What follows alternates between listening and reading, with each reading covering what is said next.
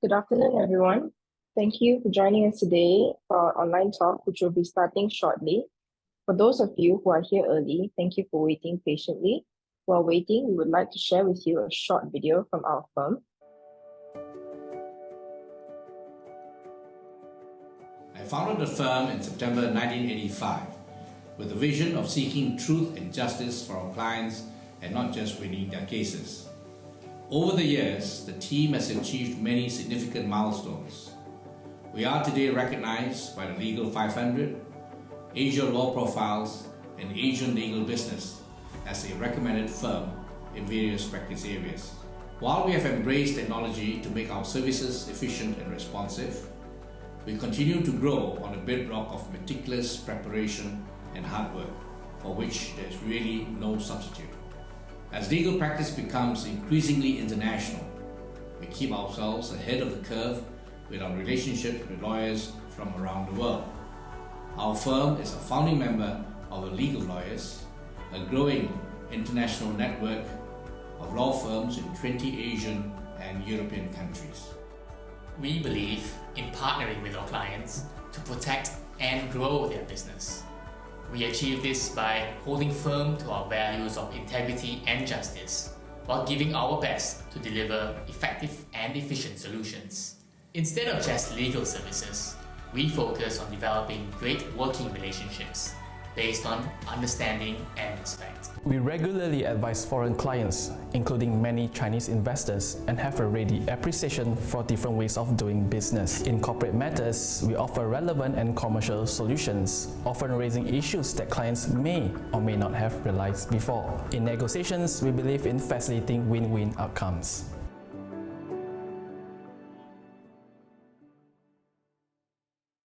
Welcome, everybody. Thank you for joining us for today's online talk entitled Redeemable Convertible Preference Shares, Raising Capital for Your Business. My name is Sarah, and I'm a pupil in Chambers with Mohd and Associates, and I will be your moderator for today's session. Before we start today's talk, let me introduce the firm and what we do. Mohd and Associates is a mid-sized law firm that was founded in 1985 by Datuk Mohd. Our able team today comprises of 33 lawyers and a support team of 28. Datuk Ma is today a consultant with the firm following his retirement from the Court of Appeal bench in 2015. The firm continues its tradition today of working primarily with SMEs, family businesses, and individuals. We are a full-service law firm with a corporate department, a dispute resolution department including litigation, adjudication, and arbitration, a dedicated employment and industrial relations team, and a department focused on servicing the needs of individuals and families. Our practice groups indicate some of our focus areas, which are supported by talents from both our corporate and dispute resolution teams. Today's talk is part of our MWKA online talk series. By way of background, we have been organizing monthly lunch talks at our office since 2013, some of which were also broadcasted live.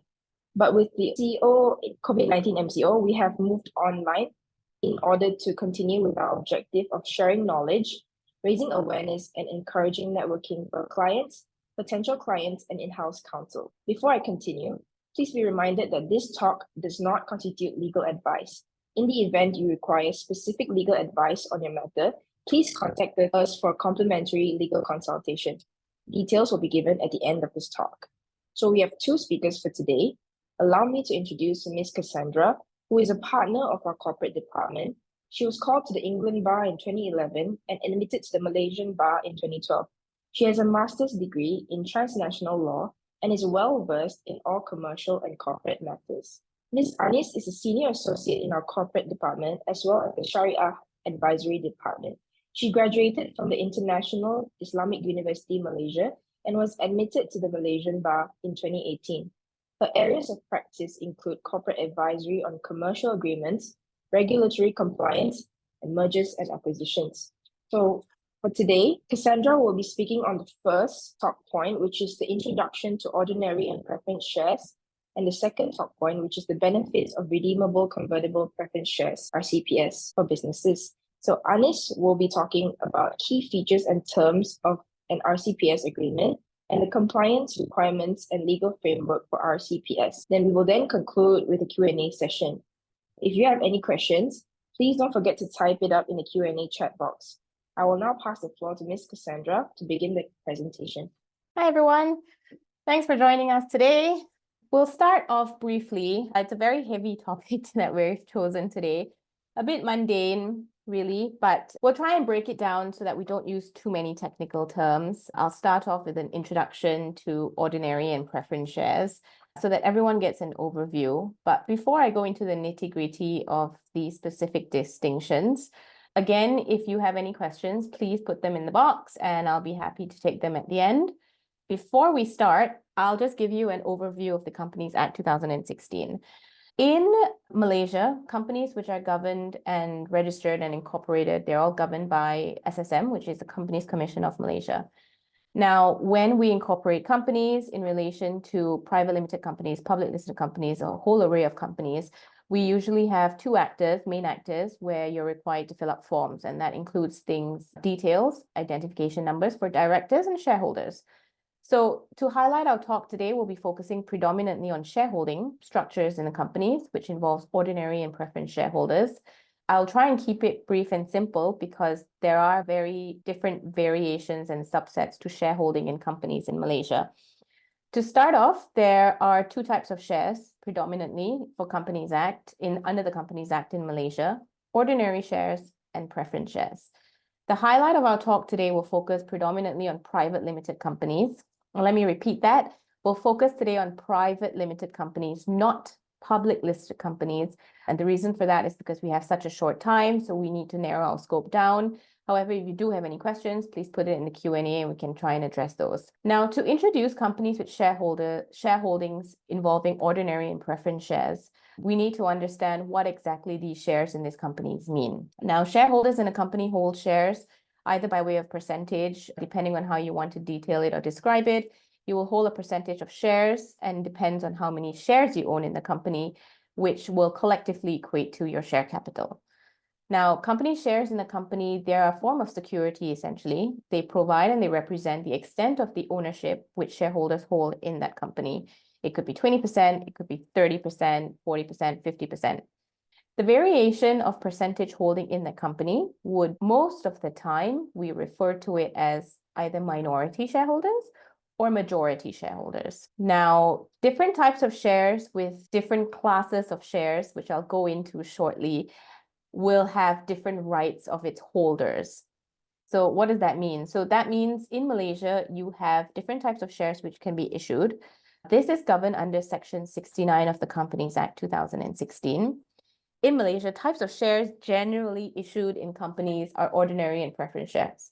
We're going to focus two things in Malaysia, jurisdiction-wise, and secondly, private limited companies when it comes to type of companies under the Companies Act. Now, the rights that are attached to ordinary shares and preference shares are different. Ordinary shares are provided under Section 71 of the Companies Act, whilst the issuance of preference shares is under Section 72 of the Companies Act. So two different sections. What on the screen now in my slide is Section 69. Now, Section 69 gives companies, subject to their constitution, of course, in a company, the different types and classes of shares that can be issued. One, you can issue different classes. Those classes of shares can be ordinary shares or preference shares. But taking that one step further, these ordinary and preference shares can be split up into different classes, which I'll go into a little bit more detail shortly. Now, out of these different types of shares, they can either be redeemable, they can confer preferential rights, they can involve different distributions of capital, income, and voting rights, or they cannot confer voting rights at all. Typically, in companies in Malaysia, the different types of shares which do not confer voting rights are predominantly preference shares. Now, to make it a little bit more convoluted, preference shares can be split into different classes. So from our experience, we've advised clients and more so investors that seek preferential shares in companies that they can be divided into different classes. You could have Class A, Class B, and Class C preferential shares, but you could also have Class A, Class B, Class C ordinary shares.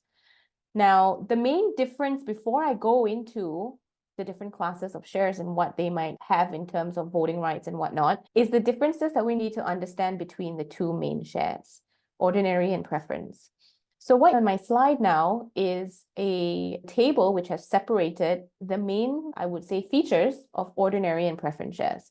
The first one being that ordinary shares are usually given to founding shareholders, or it could be investors as well, who are actively involved or want to be actively involved in the company's management. What does this mean? This means essentially that as an ordinary shareholder, you're given the right to vote on any and all matters unless otherwise stipulated in your company constitution. And your rights and powers are attached to it as per Section 71 of the Companies Act, unless otherwise stipulated in your company constitution. Now, if you read this ordinary shares and what you are allowed to do as an ordinary shareholder, you read it in conjunction with Section 71 sub 1 of the Companies Act, you then see that a share in a company, not referring to preference shares, but a share in a company, assuming it's ordinary shareholders, will confer on its members the right to, 1, attend, participate, and speak at a meeting, which means you can vote on matters pertaining to ordinary shareholders. And they have a right to also vote. The voting could be by way of show of hands or in any written resolution. And they have a right to an equal share in the distribution of the surplus assets of the company. Now, item D of what's on the screen here is important because not all preference shareholders, as you will see later, will have a right to an equal share in surplus assets of the company. If not stipulated in the constitution, they usually do not have rights to surplus assets. I'm not going to confuse this with dividends and surplus assets, two different things, which we will get into shortly.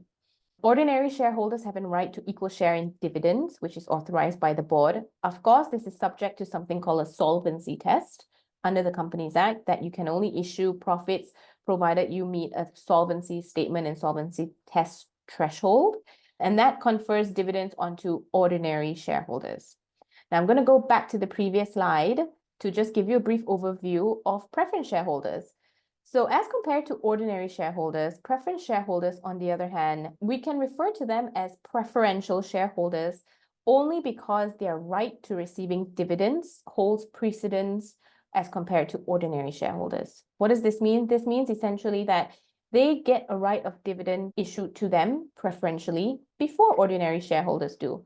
So giving you an example, where you have a company that is essentially going through liquidation or is being wound up, the order of preference in terms of paying out profits or anything which has a surplus in the company, assuming that this company is not doing very well, would be creditors, of course. These include things like your bank loans and whoever your creditors are that monies are due and owing to. Second would be preference shareholders. So they obviously rank just below creditors, but above ordinary shareholders. And then your third would be ordinary shareholders, which means if you're a preference shareholder, you then get your priority in receiving dividends before ordinary shareholders do. These preferential shares are usually issued to shareholders or third-party investors, where you have investors coming in that do not want to be actively involved in the company's management. They do not want to run the company, but they are providing investments and they're providing capital in order for you to run your business. And in return, they want dividends, right? And they want their monies in terms of percentage that they're going to get out of the capital that they put in. And so they get paid in priority to ordinary shareholders. But I must highlight, and I'm going to take you to the next slide, which is Section 72, Section 2 of the interpretation. And then if I go later on to Section 72, you will see what preference shareholders can and cannot do. And Anis will take that on later with you.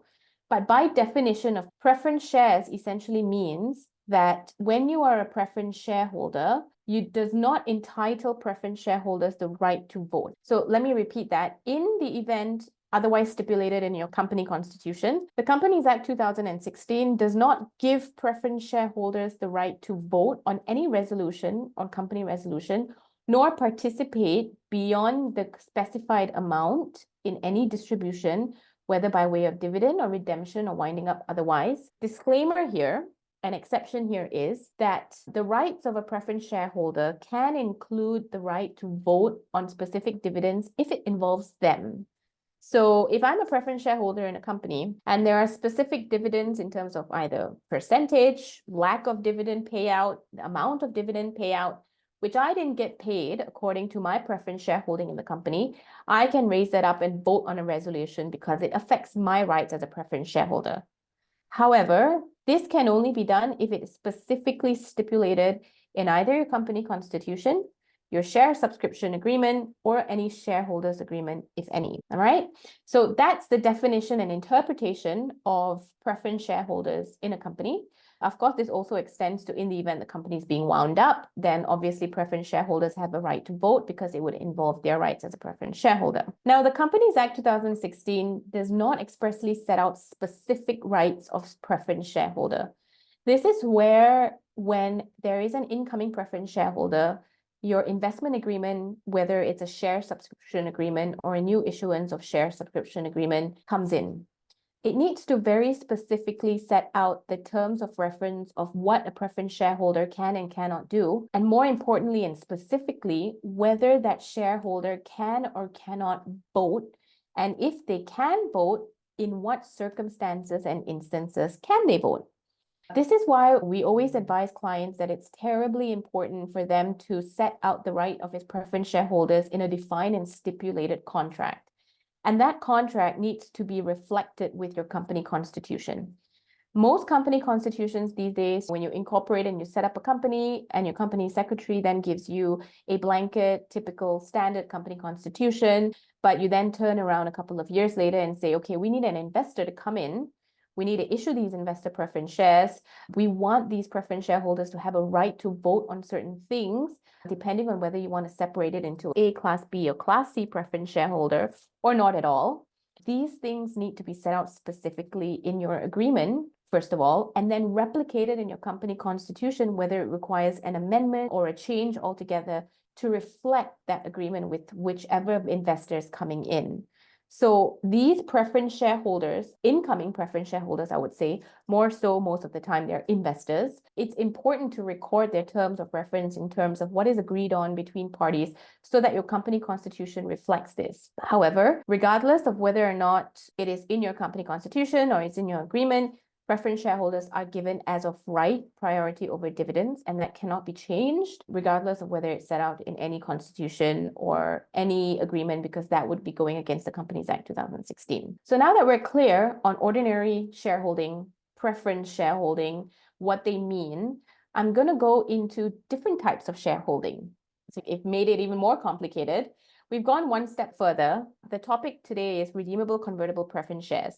So we're now diving directly into preference shares specifically, of which there are 4 different types. We will focus on our talk today on 2, which is redeemable and convertible, but there are 4 in practice, which are not common in Malaysia. The 2 most common ones are redeemable and convertible preference shares. I'll go into a brief definition of them. Cumulative preference shares is another one, and this essentially means where you have dividends in a company, and dividends issued on shares entitles the holder the rights to dividends, of course. But these dividends, if not paid directly within a certain period of time, they are able to be accumulated. Let me give you an example. So if Cassandra Sendirian Berhad now, I have preference shares and I hold 10% of preference shares in Cassandra Sendirian Berhad, I have a right to 10% of dividends, or however much my shareholding is. I have a right to dividends every year per annum. But in that particular year, the dividends that I'm entitled to was not enough, either because the company wasn't profitable or it didn't meet the solvency test threshold. So in essence, my profits are insufficient, and I've chosen out of 30% or 40%, my right to dividend is 100%, but I only got 30 to 40%. I can choose to accumulate my dividends and leave it in the company to accumulate. This is called accumulative preference shares, where I have a right to accumulate my preference shares in the company. Most preference shares in Malaysia are deemed non-cumulative in nature, which means that any lost dividends in any annum or any year cannot be carried forward in a subsequent year, and you have to declare it as a dividend and at a specific rate, and you have to withdraw it. The other type of, I would say, non-common preference share is a participating preference share, which deems preference shares as non-participative in general as a blanket default, unless the company constitution stipulates otherwise.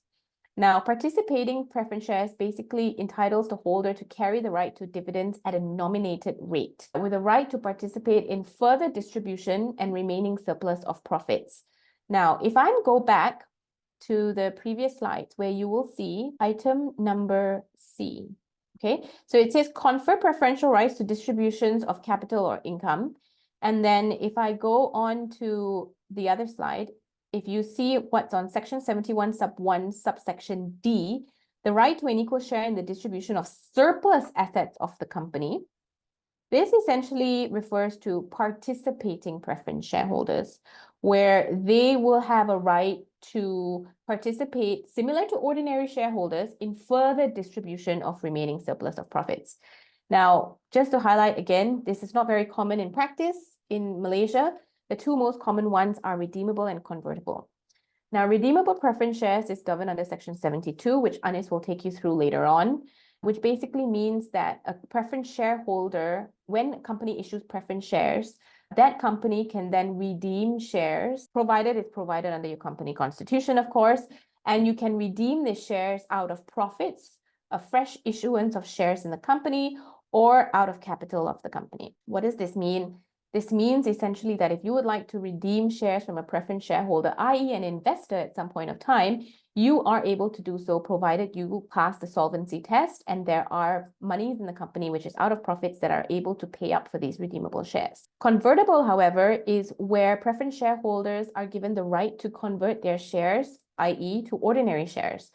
A situation where this may arise essentially is where you have a shareholder who is an investor, and I'm just going to go to the next slide here so you can see it a little bit more clearer, where you have an investor who, after a certain period of time, be it 1 year, 2 years, or 3 years, is then able to convert to ordinary shares from a preference shareholders because he wants the right at his option to have more control or have more say in management in terms of how the company is run. Variations here are very incredibly wide. Again, this is where your agreement would be very important because you could have convertible shares. When do these shares convert? Is it 1 year, 2 years, 3 years?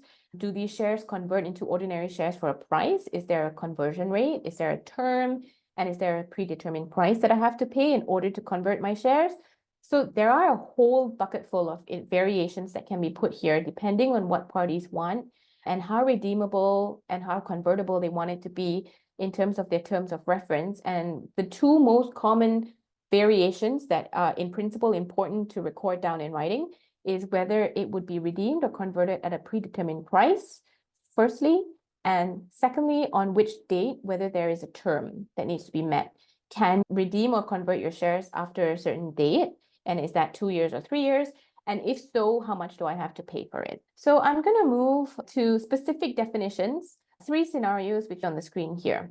You've got redeemable preference shares, you've got convertible preference shares, and then you have redeemable convertible preference shares. So we'll take this one by one. Redeemable preference shares essentially gives the issuer the right to redeem shares within a specific number of years at a predetermined price. Convertible preference shares allows the preference shareholder to convert their shares to ordinary shares at a certain term after a certain period, and sometimes there is also after certain conditions can be fulfilled. Such conditions could include where your preference shareholder is an investor and they have to meet certain KPIs in order for them to convert their shares to ordinary shares. But usually this is after more than a 2-year period. And then you have the most confusing one, which is redeemable convertible preference shares. Now, you cannot redeem and convert at the same time. You either redeem or convert. So let me give you an example. An example of this is where you have an investor that comes in, and that investor is given preference shares in the company. The company of issuing those shares can either choose to redeem the shares in 2 years. So i.e., if the company thinks, okay, we're a startup, we've issued preference shares. After 2 years, I see that I'm doing quite profitable. Preference shareholders have been given X amount of dividends over a period of 2 or 3 years or whatever not. They've been doing well. They've received interest. They've gotten their dividends. Now I'm going to pay them back the capital or the principal sum that they've put in for that preference shares. And I want to take back my shares and redeem it, because I no longer need my investor to be part of this agreement. They've given me the investment sum and now they exit. Some investors prefer that because they want to give the money, they want to receive their dividends, and they want to exit clean. However, in a situation like most startups where the projection of profitability is not so easily defined, and preference shareholders then come in and say, okay, I've pumped X amount of money, the company's not doing very well, I don't have any say in voting or management of the company. I would now like to convert my shares to an ordinary shareholder and convert it to an ordinary share after a specific number of years at a specific conversion rate. Again, this is subjective, depending on what is in your agreement. That gives the investor an option to convert, but it also gives the company an option to redeem. Now, practically wise, why this doesn't work is you can't, it's and or, the option of redeemable and convertible is and or, but it is only and if the shares redeemed by the company is not 100%. So again, let me give you an example. If the company that has issued the preference shareholder says, I would like to redeem shares, the preference shares, but not all. I only wanted to redeem 50% of however much this investor, preference shareholder holds. There is then a balance 50%, and the question now is, does the agreement cover whether or not that balance preference shares, which were not redeemed, can be converted by the preference shareholder to ordinary shares? Otherwise, usually in Malaysia, it's quite common that either the company redeems all the shares after a certain period of time, or the preference shareholder can choose to convert their shares at a later period of time. Now, without further ado, I'm going to jump straight into what the benefits are, because I'm sure everyone wants to know. When it comes to redeemable convertible preference shares, what benefits does this have for businesses? Now, essentially, when a company needs to raise funds, sustain its business, they may do so either by way of equity or loans. So it could be a share or a debt, equity or debt. Preference shareholders are hybrid. Unlike loan financing, however, preference shareholding doesn't involve security or collateral, where banks will either take security or collateral from you in the form of property or assets or things like that. The other benefit of, we call it in short RCPS, so I'm going to refer to it as RCPS. It's Redeemable Convertible Preference Shares, in short RCPS. One of it is that the company gets to retain control. Because preference shareholders do not have a right to vote, they essentially then have the company and the current existing shareholders then get to retain control of the company while getting access to funds by preference shareholding instead. If a company at its early stage doesn't have a proven track record of its business model, it's a startup, it's difficult to obtain loans from banks or raise funds by way of equity through raising capital in other ways, it is very common for existing shareholders or founders to issue preferential shares in exchange for investors to come in and invest in their company. But at the same time, they get to retain control, but preference shareholders get to receive their dividends in priority as compared to ordinary shareholders. So that's the enticing aspect of it. And other benefits include things like lower cost of capital, because it's easy to issue preferential shares by either amending your company constitution, or essentially it's already governed under your company constitution and it's a matter of issuance. There is flexibility. Now, before issuing preference shares, ordinary shareholders or the founders have the power to decide what they want to do in terms of preference shareholdings. Do they want it to be convertible? Do they want it to be redeemable? Do they want it to be cumulative? Do they want preference shareholders to have a right to vote on certain things? It's very flexible in terms of variation. So this brings me to my second point, which is on the screen, which is variation of classes of redeemable convertible preference shares. You can customize terms and set them out very clearly in your share subscription agreement to meet specific company demands and needs, depending on what you want as a company. And as far as negotiations go, this is as far as you would have to discuss it with your investors to see what type of variations the investors agree to. And that's why it's quite flexible to do these kind of agreements, especially when it's for businesses that require immediate or urgent capital or investments from investors. It's attractive. There is no reduction of share capital. By issuing preference shares, you can choose not to do an equity dilution. And when redemption or conversion takes place, you can choose that there will not be an equity dilution. Of course, this needs to be very carefully curated in your agreement and set out in order to meet what the clients and what the parties and what the investors and what the company wants at the same time. Last but not least, I'm going to go through brief considerations and disadvantages. Now, some disadvantages of RCPS is that future conversion of preference shares to ordinary shares could potentially lead to dilution of ownership once conversion takes place.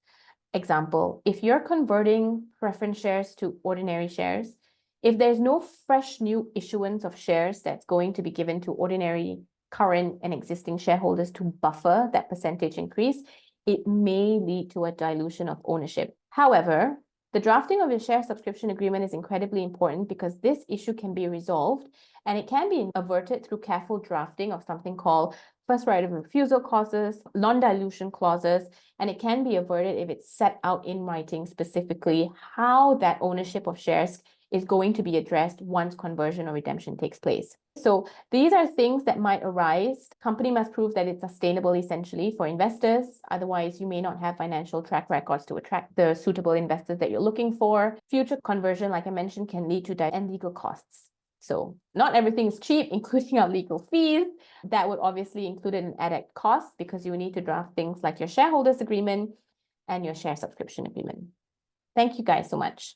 Ines, over to you. Thanks, Cassandra. I think the famous line that you always say to us is, have we lost anyone yet at this point? So hopefully we haven't lost anyone. Thank you again for going through the introduction and going into detail what it is, and hopefully you guys understand.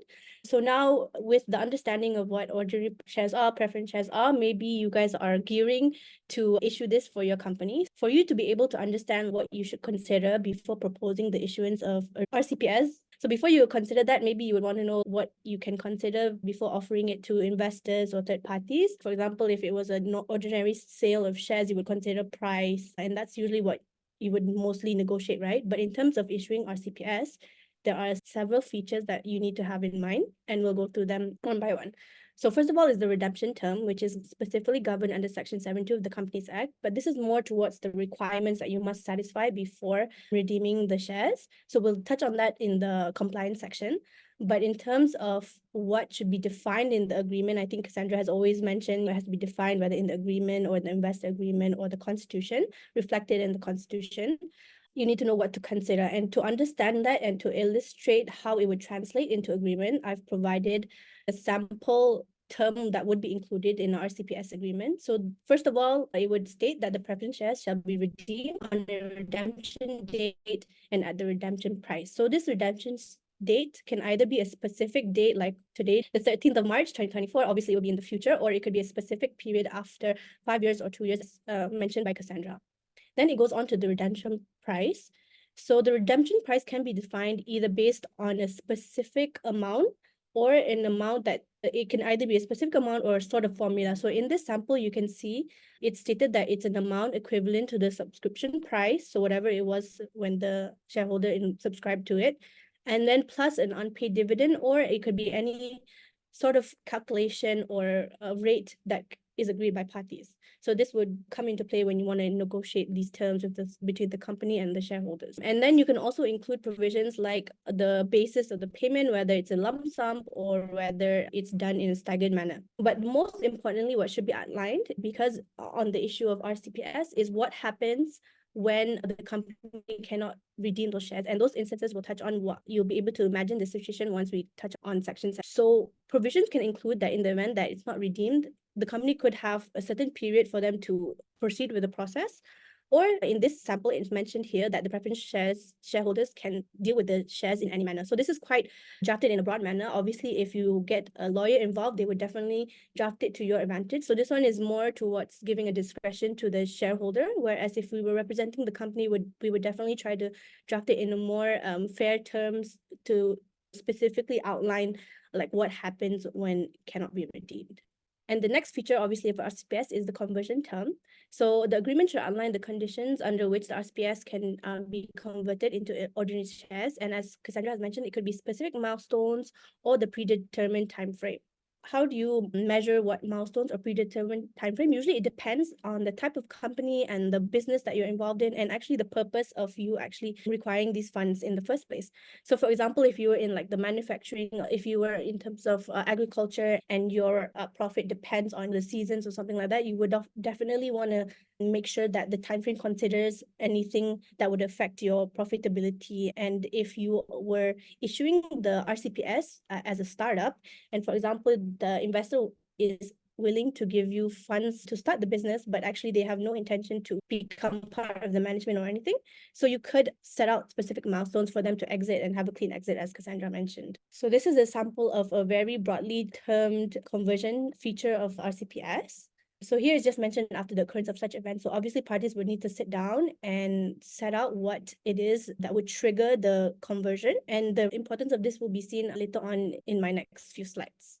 And yes, as mentioned by Cassandra, it can either be a conversion of all or part. So this is where those kind of agreements are reflected in the agreement itself and included in the term. So another key feature, as outlined previously, is that preference shares have a preferential right. So they get precedence in terms of capital and dividends payment. So this one is usually spelled out in the Constitution, but it can also be reflected in the RCPS agreement. And another feature is that, as Cassandra explained, that they generally do not have voting rights. So the vote to participate in a general meeting, the right to vote at a resolution, it's generally they're not allowed, but it is limited to the extent that where such matters affect their class of rights, then they would be entitled to vote for those matters.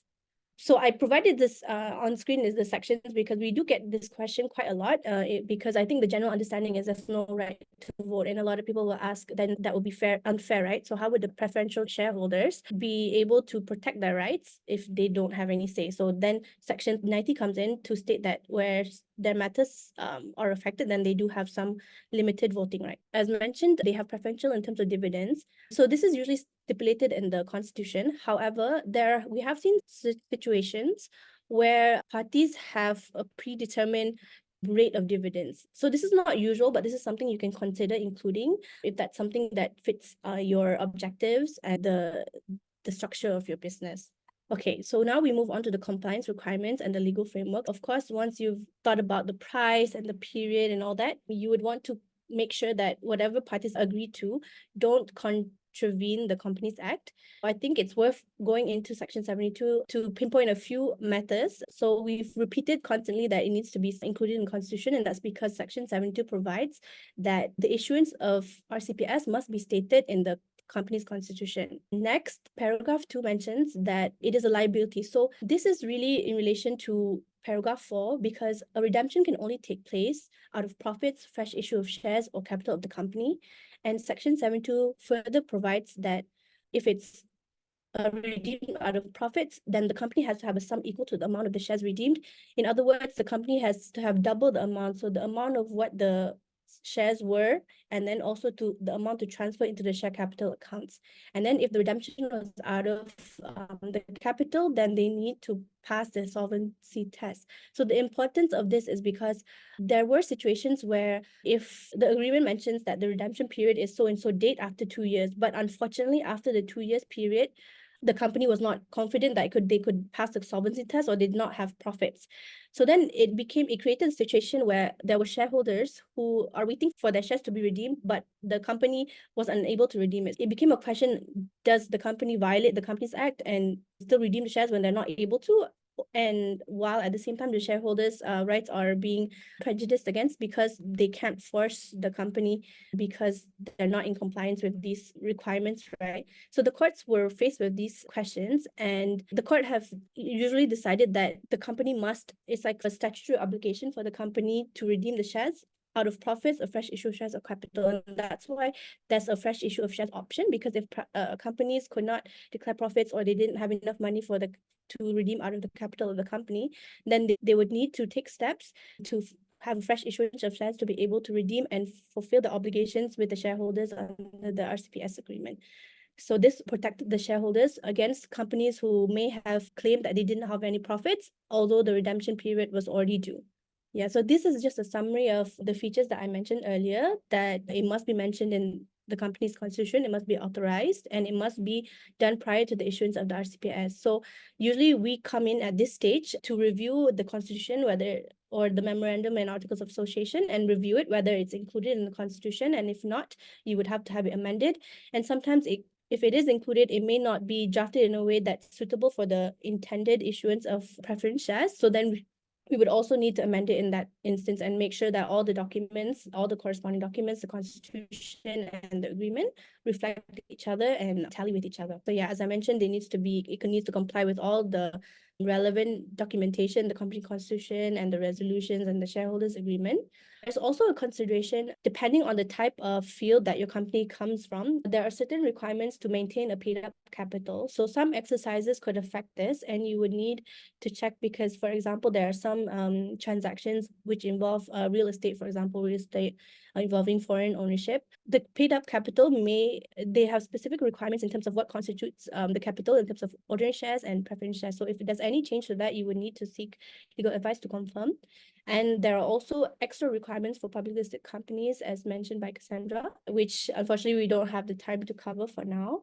Okay, I think that was fairly quick. Please let us know if you have any questions. Thank you, Cassandra and Anis, for your insights in redeemable convertible preference shares. We will now take questions from the participants in the Q&A chat box. So the first question is asked by Holding Day. So if a company needs to borrow money to pay off the redemption sum, assuming that the redemption is out of profit, can this company do so to redeem the preference shares? Perhaps if the redemption is out of capital, the borrowing may raise a solvency concern, which makes the redemption questionable. Am I correct to say so? Yes, okay, I'll take this question, Sarah. Thanks. So essentially, if a company needs to borrow money to pay off the redemption sum to redeem the shares, that means it's an additional borrowing, and essentially that additional borrowing will need to be repaid. So under the Companies Act 2016, which wasn't there in the Companies Act 1965, there is now something called a solvency test, which basically means that you can only calculate your profits in a 12-year period per annum if you are able to repay your debts. So anything outside that repayment amount would be deemed profits. So if you do not have profits that can be issued to pay dividends to your preference shareholders or to redeem your preference shares, then it is considered out of profits and it would not meet the threshold of solving the solvency test anyway, because then it's not considered out of profit. Yes, you're correct in saying that if the redemption is out of capital and you have to take borrowing in order to redeem that, then it would raise a solvency concern because you wouldn't meet your solvency test anyway. Hope that answers your question. Thank you for answering that. So our second question is by Catherine Lee. Our company with 99% preference shareholding and 1% ordinary shareholding, does it mean that the company cannot choose members' voluntary winding up because the resolution needs more than 75% of shareholders' consent? In this case, 99% of preference shareholders cannot vote, so more than 75% requirement is not met. So the company has no option to do members' voluntary winding up. So what would the options to wind up be then? Hi, Sarah. I think I can answer this one. So winding up typically would be a matter which preference shareholders can vote on. So if it's provided for under the company's constitution, so it shouldn't be an issue. In that case, you would have to double check your company constitution to confirm the preference shareholding rights. Okay, our next question is, if I sell redeemable convertible preference shares, which I inherited, does RPGT apply? If so, what is the rate? Does RPGT also apply if I do not dispose of the shares, just hold it? And what if I purchase the shares myself and then I dispose of or keep it? Is there a difference in regards to RPGT? Yeah, I'll take this question, Sarah. So there is no longer real property gains tax. There is no real property gains tax for RCPS shares because it now falls under, as of 1st of March, is the capital gains tax. So when you sell, redeem, convert shares, whenever there is a transfer for a profit, so let's say, for example, you bought shares for 50 ringgit, but you're either redeeming it or companies redeeming it, or you are converting it at 100 ringgit, where you have to pay for it, then that additional 50 ringgit will be considered profits. Where there is considered profits, there's something called capital gains tax that needs to be paid on profits. However, capital gains tax does not apply to individuals in Malaysia. It is only if it is a company that is selling the shares and earns a profit on it. Capital gains tax is only applicable to the company, not individuals. Thank you, Cassandra. So moving on to our next question. The question is whether RCPS can have an interest feature similar to RCPS of listed companies. Okay, I'll take this one. So we have to be very careful that we don't call it interest. It should not be called interest because then we would be moving on to gray territory areas of the Moneylenders Act. Usually what we refer to it as fixed dividends. So we use the term fixed dividends under share subscription agreements when it's entered into for redeemable convertible preference shares. let's say, for example, we peg the fixed dividends to 2%, and we say that preference shareholders should get per annum for dividends. However, you have to be quite mindful of this, because sometimes this paragraph and this clause as a feature can be redundant. And the reason why it can be redundant is because this still needs to be subject to the solvency test, which I mentioned earlier. So regardless of whether you fix the dividend rate as 2%, it may very well be lower than that or not at all, depending on whether the company meets the solvency test. Thank you, Cassandra. Our next question by the floor is, if it is a redeemable preference share, but there is no conversion feature, how would the percentage of shareholding of such RPS holders be determined then? Maybe Anis can answer this. Thanks, Sarah. So what it means is that the company can redeem the preference shares based on the percentage of the preference shares. For example, if there was conversion, depending on what the terms of the agreement were, you would follow that agreement. For example, if it was 20% preference shares, then you can convert it to 20% ordinary shares. You can't redeem or convert an unlimited amount of shares, so it has to be specified in the agreement and reflected in the constitution. So our next question is whether preference shareholders can be excluded from attending general meetings. I can take this one, Sarah.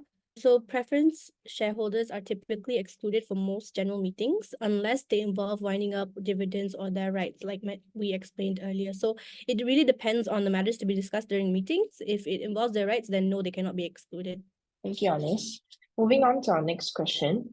So would any of you have any clarity in terms of the tax treatment when preference shares are redeemed? Let's say when they are redeemed at a predetermined premium at 1 ringgit and 10 cents versus an issued price of 1 ringgit. Yeah, okay. So I think this, as previously asked, the answer is the same. It's not RPGT, and the tax treatment would would be capital gains tax. However, I do need to point out, if the company is redeeming the shares at a premium, it is the company that's paying for the redemption of shares at a premium, which means it's the company's profits. There is no dual tax treatment because the company would have already declared profits for that year and would have had to pay tax on that particular profit. So you're just using that profits to pay up for the redemption of shares. So you would have already covered that tax treatment under your audited accounts on a yearly basis, where you pay tax for your profits. Okay. Thank you, Cassandra. Following question is, typically in what circumstances will a company reduce its share capital? Sarah can take this one. So I think, first of all, it needs to be clear that a redemption of preference shares is not considered a reduction in capital. Otherwise, a company can only reduce its share capital via a shareholders agreement unless it's prohibited from doing so under its company constitution. Thank you, Alice. We will take our last question now. Unfortunately, we are unable to take on any more questions as we are running out of time. So the last question is, how does an anti-dilution clause work? Yeah, okay, I think I can take this. Essentially, when we draft a share subscription agreement, there are provisions which is called an non-dilution or anti-dilution clause. It's usually pegged to your first right of refusal clause. So, i.e., this means that a company cannot dilute its shares where there is a fresh issuance of shares. So let's say, for example, the company is going to increase its share capital, or there's going to be a fresh issuance of shares. When you issue new shares, this would essentially dilute the rest of your shareholders' shares, right? Because you're issuing 20% more, which means if me and Anis hold shares in a company and we hold 20%, we will now be maybe diluted to 15% and 10%. In order not to dilute this, we usually draft clauses in an agreement, which is an anti-dilution clause, to state that if there is 20% increase in shares, a new investor or a new shareholder is coming in and we're not transferring 20% of shares from our pool, we are issuing new shares, which means we are increasing the share capital from 10,000 to 20,000, and the new shareholder gets a certain percentage. So as not to dilute our shares, there is a paragraph that states that if that is the case, and if that situation or scenario happens, the other shareholders would get an increase in their shares. So let's say 5,000, 10,000, 15,000 of shares to meet our percentage of shares, so it's not diluted. So our percentage of shares dilution does not change. It's only the amount of shares that changes for us to have an increase of shares, and then the incoming shareholder obviously to have a lesser amount of shares or percentage depending on what the mechanics is. So that dilution clause works where if you want to issue new shares, then a proportion of shares also needs to be issued at the same time to the remaining shareholders so as not to dilute their share amount. Thank you. Thank you for answering all the questions, Cassandra and Anis. Before we conclude, I have a few announcements to make. So first, please join us again for our upcoming talk, which will take place on the 27th of March, 2024, entitled Fundamental Processes at Strata Management Tribunal. Also, do join us for our upcoming Academy talk titled Corporate Social Responsibility, CSR, Business and Human Rights on the 10th of May, 2024, from 9:30 a.m. to 1:30 p.m. in the Mohd and Associates conference room. Our consultant, Datuk Mohd, will be the speaker for this seminar. This workshop will cover all of the essential elements of leading companies to seamlessly integrate ethical practices, translating them into heightened revenues, enhanced brand loyalty, and increased market positioning. But don't miss out on this opportunity to gain valuable insights and secure the early bird prize by scanning the QR code on the screen or clicking the link provided in the chat box. So secondly, please fill in our feedback form and tell us what are your thoughts on our talk. The link to the form will be posted in the chat. And thirdly, do follow and all of our social media accounts as stated on the screen. So lastly, if you would like to speak with our lawyers, we offer a complimentary 30-minute video consultation either over video conference or telephone. So please fill in the form on our website. The link is posted in the chat box as well. So to our guests, thank you for joining us. We hope that you have found today's session informative and useful. Thank you, everybody. We'll see you at our next talk.